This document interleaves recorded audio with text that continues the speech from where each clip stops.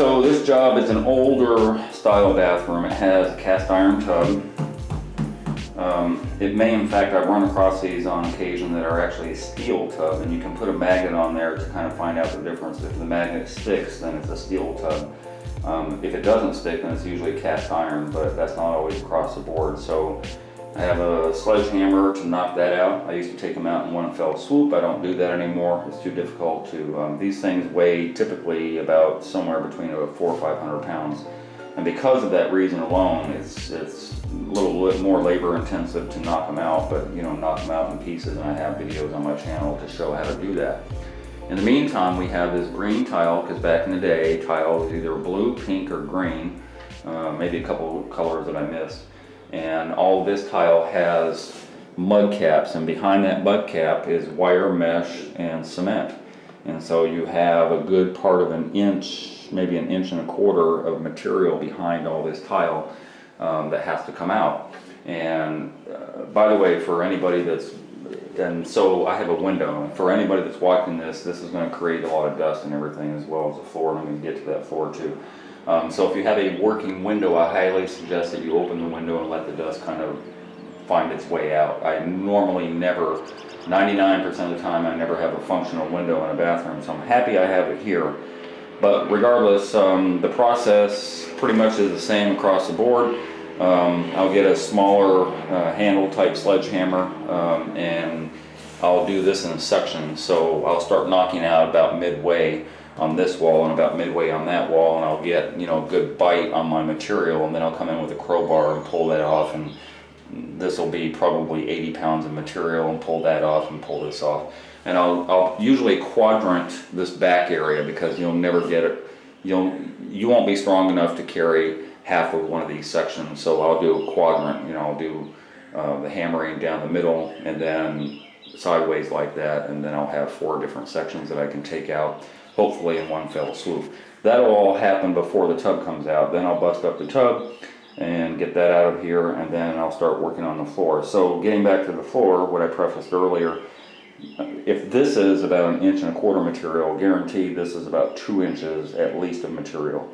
And so that's a floated floor. Back in the day, that's what they did. They floated the floor. And if this is an old enough house, the subfloor is not even plywood, it's slat board like this, which it may or may not be, I don't know yet. Regardless, that slat board has tar paper that sets on top of it, and then above that tar paper they put wire mesh in, and then they put cement material, and they screed all that cement material out level. Once that's done, then they're able to put tile on top of that. And it's a much better way back in the day. It's very labor intensive, as I said. Those guys were probably dying at 50 years old because there's a lot of work, and we have much better, easier ways to make floors happen now. But because of the way they did that, you're not going to see any cracking. You're not going to see literally any of the grout popping out or anything, because it's a very hard process that typically I see when I travel. Other countries still do it the old-fashioned way, because they usually have cement type construction. They have cement walls, or block walls anyway. They have cement floors and all that stuff. So they still do what this was done back in the day. They still do, to this day, they still do that. They don't use Hardybacker and Durarock and all that stuff for their subfloor. So, and even with this tile, you're not seeing grout popping out and all that stuff the way I see from the 80s or 90s. Just because of the durability of this type of process, which I can appreciate, and I appreciate the skill level that it takes to do that. Well, there is one cracked tile up there. But it's, again, very labor intensive, and if I had to do what they did back in the day on all of my builds, I probably wouldn't be in this business, because it's a lot of work. So, the idea is to work smarter and not harder. But once all this stuff is gone and this is all jackhammered out and everything, then I'm going to take out the vanity, old-fashioned vanity. There's going to eventually be 3 sections of a new vanity here. There'll be, what is it? I think it's a door section in the middle, and then 2 separate ones, and then that sink will transfer over to the middle. So I have to do some replumbing in that wall to make all that happen. There'll be a new toilet, obviously. There'll be a new floor tile, which is a large format. I think it's an 8 by 30, tile that's going to go in here, and then a different type of textured tile that's also the same. I think it's 8 by 30 or something. It's going to go on the walls all the way to the ceiling. There's going to be a knee wall here, a 24-inch opening, and then a knee wall up here. This is going to be kind of an ADA type of shower. So more than likely the drain will not be center. I'll probably leave the drain where it's at, just transition from the 1.5 to 2 inch. There'll be a curb, a short curb, 24-inch. There'll be a knee wall here, and then there's going to be a bench in the back because it's an elderly couple that will need that bench, and there'll be a bar over here. I think there's going to be a bar over here. So it's going to be, and I'm doing this shower specifically because of, you know, the idea that they need that bench and they need these bars and all that stuff. So ideally, I would do a curbless shower if this wasn't such a small area. I would do a curbless shower and make it so they don't even have to step over the curb, but I don't, yeah, I'm not doing it in this situation. And so that's kind of the premise of how this is going to go forward. And this is day one of probably about 10 days. It might bleed into 11 or 12 days. Sometime, and this is a small bathroom, and back in the day, bathrooms were very, very small. And a lot of people will come to me and say, well, I got a small bathroom, which they think equates to a smaller price. And that's not true. Even though it's a small bathroom, it's a lot of work. There's a lot of labor going on here just to do the tear out and just to do the build back and all that stuff in order for me to make this happen. And so typically, even a smaller, older bathroom will take me more time and effort than a larger, say, a bathroom that was built 10 years ago.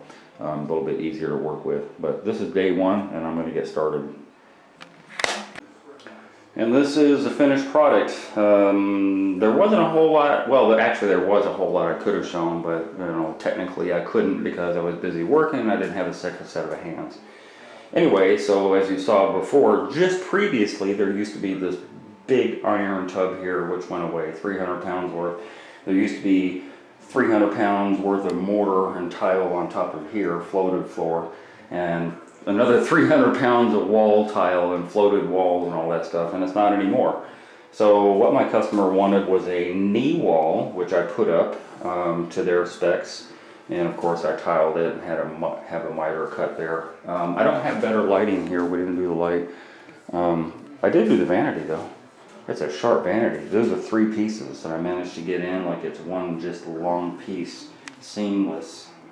Very seamless. I love it. These are the slow motion drawer closure thingies, which I can't get to there. So I love that too. That's so cool. Anyway, so got a new sink and all that stuff. This was kind of a pain. I had to go into the wall. There's a stack in there which I can't show because I have no light, but there's a stack in there that I had to cut open. Also it had cast iron drain.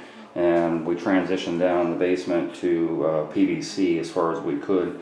Same as the shower drain, that used to be cast iron, so we transitioned from there all the way to where it runs in down the basement way back there. So now they got PVC pipe instead of the cast iron because it was all clogged up anyway. This is built in 1968, by the way, this whole shower, so plus 50 years old, and now it's not. Now it's ready to go for another 50 years.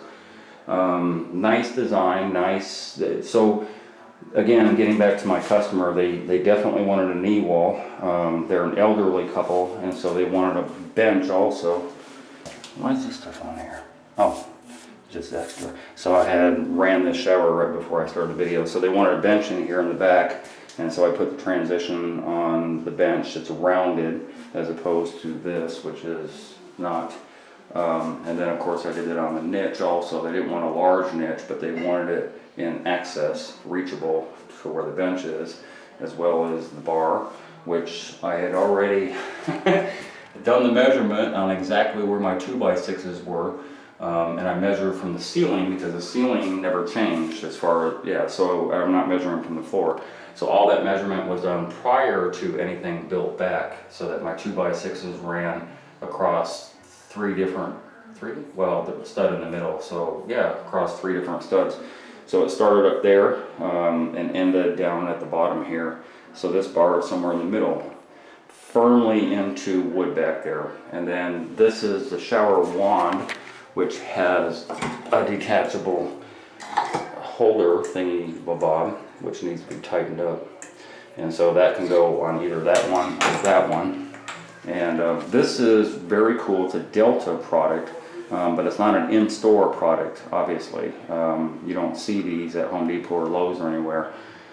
So basically this is, if you can see here, the lighting's really bad, sorry about that. So this is hot and cold, so this is your temperature control, this is your volume control, and then this is a diverter, which diverts to the wand or the head or simultaneously. So it's a 3-function diverter, which they actually call 2-function, which is kind of not true.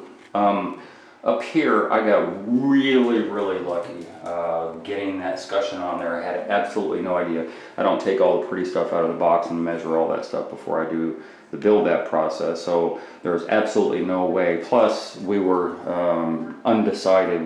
Meaning my customers were undecided where exactly do they want this border at, right? Because it was going to be down here, and they decided, no, bump it up one, which had absolutely nothing to do with measuring to know that. Look at that. I couldn't have planned that better. Some jobs where something like that happens is, what do they say? It's better to be lucky than good. I just happened to get so lucky with that. I'm just still amazed that fit like a glove, like it was meant to happen. And so anybody would think, yeah, Bob did a great job knowing that. I didn't know that. Pure luck. And there's really nothing to show. They're going to have glass put in eventually. That's why I stopped the border there and stopped it over here. And they have a new floor, as I showed already, new baseboard, quarter round going all the way around.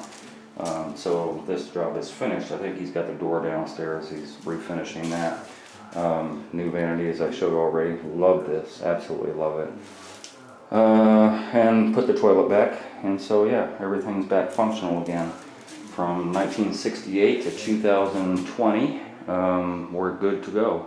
I don't know when the next renovation will be done, but it'll be way past my death. So yeah, very nice, very detailed type of job, which honestly I get a lot of calls when people, oh, I have an older bathroom. It's very small. They reiterate, it's very small. I'm like, but it doesn't matter. Sometimes the smaller, older ones are a lot more work. This took me a solid 2 weeks. I think I actually went over a tad of 2 weeks to do this. On a normal shower and bathroom type of situation, I'm looking at probably 10 days, 12 days at tops, but this is going over 14 days already. But it's done, and I'm out of here. Just wanted to show the after. As I said, I really didn't show any of the process. I have other videos that show the process and all that stuff. But such a profound difference from before and after that I just wanted to kind of show it off a little bit. And they're happy, and I'm happy. And because of the coronavirus, I'm going home. I have no other work going on right now, so we shall see what the future holds as far as me getting my schedule back and people back to working again. But I'm out. Hey, if you enjoyed that video and you learned something, consider being a Patreon member. $5, $10, $15 a month would help me greatly produce more videos. I make nothing from YouTube at all. If you're going to call me for advice, please donate $50 for 30 minutes. My link to my PayPal and my Patreon account is down below. And if you haven't already, hit the subscribe button and hit the bell so you get immediate notifications as soon as I post videos. And thank you very much for your support.